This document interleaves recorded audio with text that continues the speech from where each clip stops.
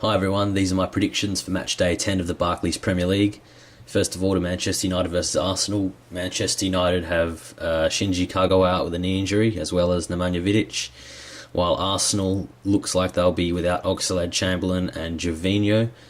Obviously, the focus of this match will be on Van Persie, who faces Arsenal for the first time since making his move to Old Trafford. I think he'll score in this game, and Manchester United will run out 2-1 victors. Manchester United have actually won 9 of their last 10 meetings with the Gunners across all competitions, and I think that run will continue.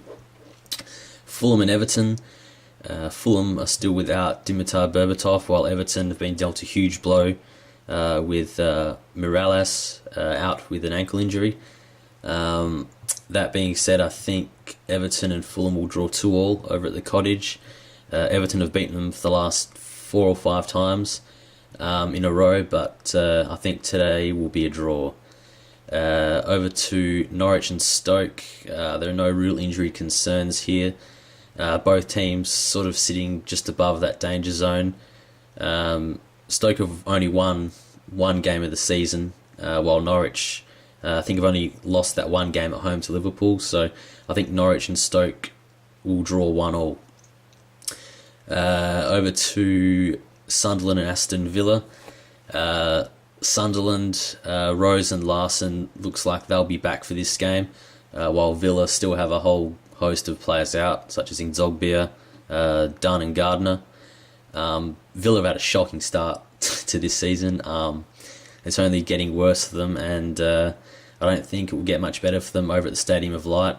Sunderland are just hanging around that sort of 14th, 15th sort of place. These games are usually tight, and I think Sunderland will win 1-0. Over to Swansea and Chelsea. Chelsea have got a few players out. Louise, Terry, Colin Lampard all out with injuries or suspensions, but they should have Mata, Ivanovic and Torres all back. So I think this will be a pretty straightforward game for Chelsea. I think Swansea will score, but Chelsea will run out 3-1 victors. They've only lost that one game so far this season, so I think Chelsea should continue this good run and stay top of the table. Over to Tottenham Wigan. For Tottenham, Kabul, Dembele, Osuakoto and Park are all out, but it looks like they'll welcome back Adebayor and Livermore. Wigan, their only real injury concern, Alcaraz is still out. Spurs are really starting to get the ball rolling now under AVB, while Wigan sort of sit in that all too familiar position just above that rally zone. So I think Tottenham will get up 2-0. West Ham, Manchester City. Manchester City look like they could have a bit of a problem with all 3 right backs in Maicon, Richardson, Zabaleta possibly all out.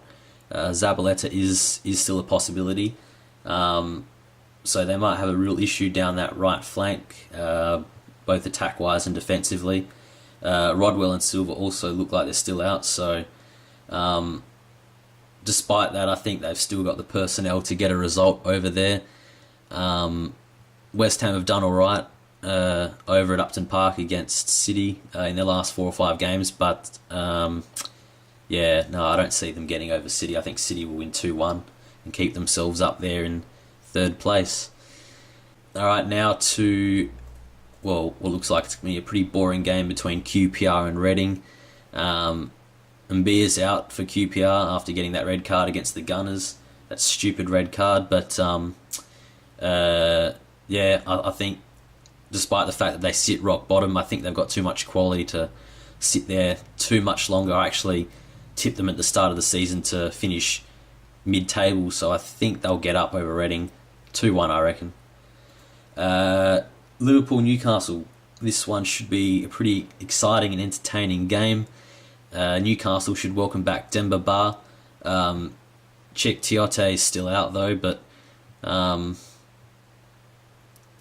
Liverpool, I don't think they've got any real new injury concerns. Barini and Lucas, obviously, are long-term injuries, but overall, I think Newcastle will continue to draw. They've drawn their last couple of away games, and I think they'll draw 2-2 with Liverpool in a pretty high-scoring, entertaining game. And the final game of the match day is West Brom and the Saints. Long and Reed look like they're back for the Baggies, while the Saints welcome back Cork. But they are still without their best player in Gaston Ramirez. West Brom actually have lost their last two against decent sides, Newcastle and Manchester City for memory. But in general, they've had a pretty good run so far to the start of the season, and I think they'll win 3-1 and continue to stay in the top half. Alright, so that is the 10 games for this match day. It should be an interesting one, and we'll see how my predictions go. Thank you.